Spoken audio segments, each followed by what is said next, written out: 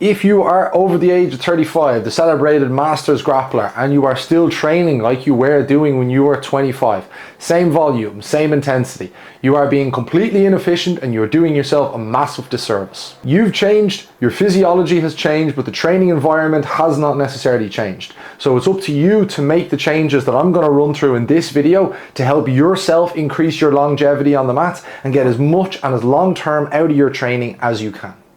But a quick note before we get into it, I train a huge amount of grapplers over the age of 35. It's probably the largest cohort of the clients that I train, and I'd highly recommend you jump onto Strong Roll 8, my group program that's launching now May 2026. All the information is going to be in the link in the description, but it's a really good way of getting involved with Jiu Jitsu S&C without having to commit a huge amount. It's a time-gated 8-week program, and if you're interested, all the information is going to be below.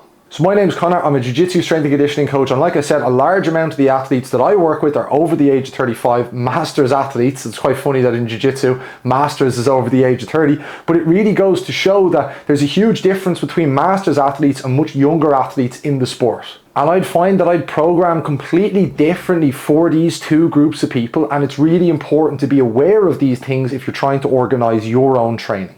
The truth of the matter is, if you're trying to balance jiu-jitsu 2 to 3 times a week, going to the gym 2 to 3 times a week, along with all the responsibilities that come with being a little bit older, work, family, relationships, other people to look after, there's a huge amount more going on in your week than someone that's 22, trains the morning session, goes home for a nap, and then trains the evening session. And if you try to train like those people, you're going to be doing yourself a massive disservice. So let's talk about what you need to do differently. Okay, so what actually changes in the sport after the age of 35?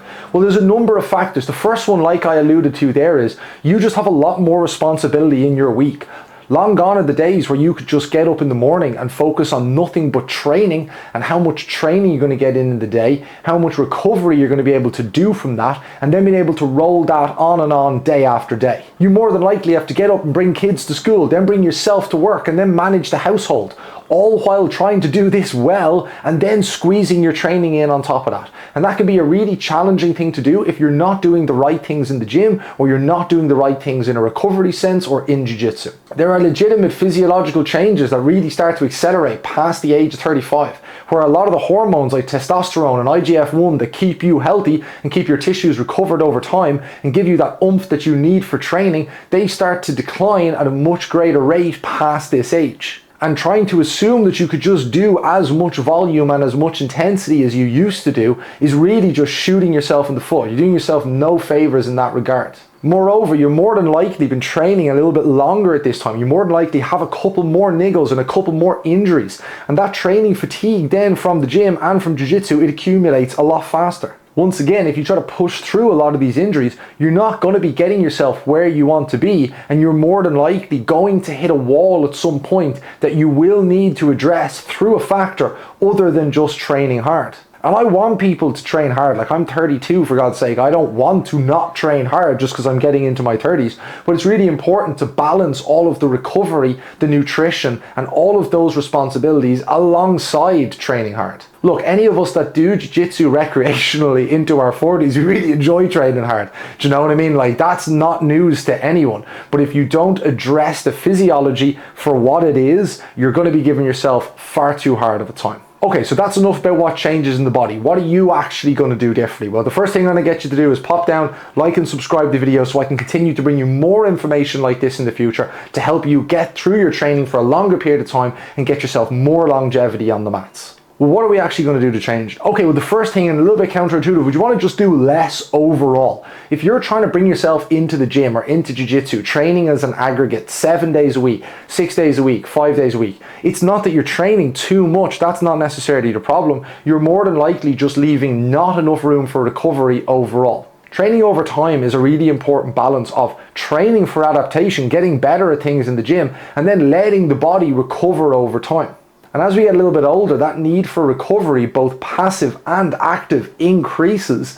And if you're trying to just shoehorn more and more training in, well, then you're not giving your body the adequate time, rest, and resources that it needs. So looking at potentially bringing down the amount of training that I'm doing by a small amount, both gives me more time for recovery and it lets me get into the sessions that I am going to much better recovered, much fresher, where you're more than likely going to get a much better return on the time that you are spending. For argument's sake, I would be remiss to program much more than 2 days of weightlifting for one of my busy clients who already gets 3 to 4 jiu-jitsu in the week alongside their job and alongside their family responsibilities. And I believe that a good coach should be able to program those 2 days appropriately to get what you need from your training, and indeed a lot of my clients do.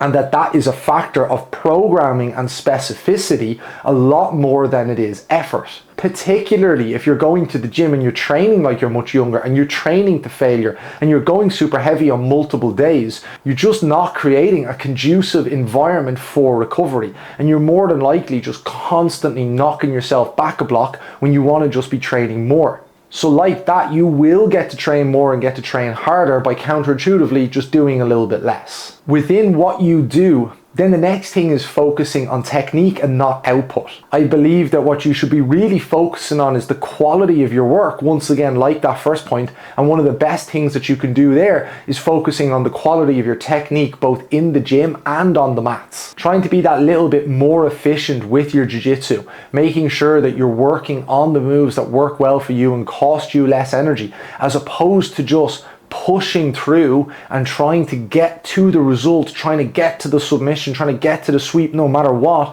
taking a step back and thinking, is this going to continue to work long term, or can I be more efficient and more technical here for a much greater long term output?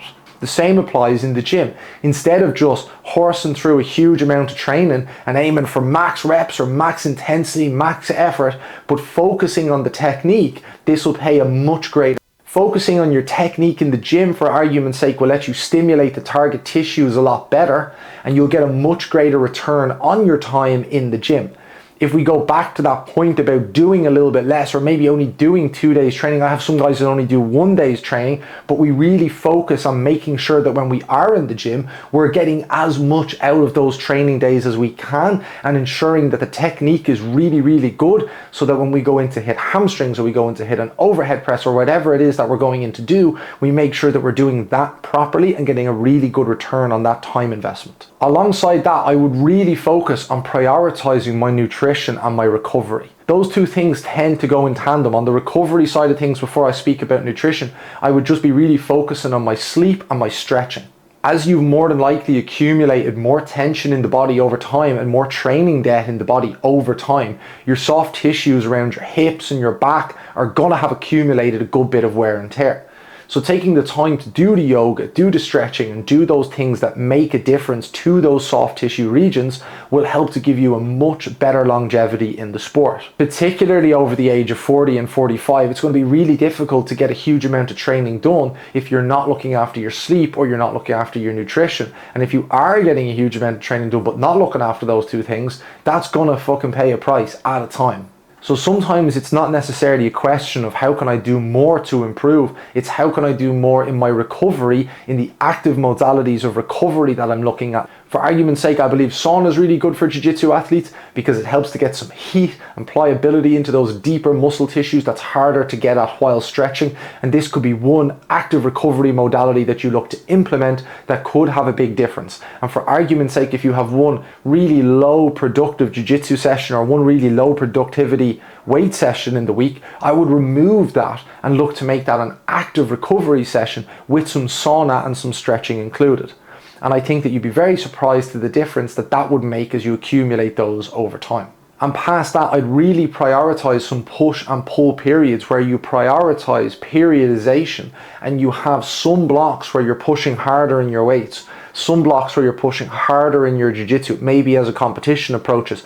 And then you also balance that with having some periods where you're pulling back and giving your body that increased opportunity to recover properly. And if you find yourself just blasting through the same thing week on week and you find yourself getting run down, this could be a really good opportunity to take some of those push and pull periods and get much better progress when you add it all up over time. So what does a good week look like in that regard? I think it's the basics done right, the nutrition looked after, and the sleep, recovery, active recovery, that all being looked after as well. I think if you were getting these small number of factors right, it's certainly not easy, but it is simple to get those number of factors right. That's going to be the biggest compounding factor to you seeing more and more increased productive years on the mats. And if you're still here watching the video, I'm going to talk a little bit more about strong roll 8, because I really believe that this is exactly what you should be doing. If you're watching these videos, you're obviously interested in Jiu Jitsu S&C, and instead of trying to piece together the information that I give you here, although it is good information, I highly recommend that you go down, get on the priority list for strong roll 8. The link will be in the description, and strong roll 8 is going to be a really good 8-week program where I'm going to give you the full program for you to outline, where I'm going to go through a lot of the principles that I talk about on this channel, as well as giving you specific feedback on your program, so you'll be able to send in videos to me, and then I'll have a look at your training over time and give you feedback of what you need. And then alongside that, I'm also going to do a lecture each week where we go through some really specific topics in much more detail than I can here on YouTube. So if you're someone that's interested in Jiu-Jitsu strength and conditioning, and I know you are because you're sitting here watching this video, you should get on the priority list. It's going to go live May 2026, and all the information that you need is going to be on that priority list. So if you get on that, there's only going to be a limited number of spaces, and I only run this twice a year. So if you're interested in that, make sure you get on the priority list, and if you are, I'll see you there. And if you enjoyed that video but you're unsure of what the rest of your training should look like, I'm going to link this video up here where I go through my 5 favorite exercises for Jiu-Jitsu athletes, and if I could only pick 5 exercises for the rest of my career to program, it would be these 5. There's even a little program in there where you can kind of run the 5 over a 2-day split, and it's a really good video. So you should go check that out, and I'll catch you on the next one. Thanks for watching.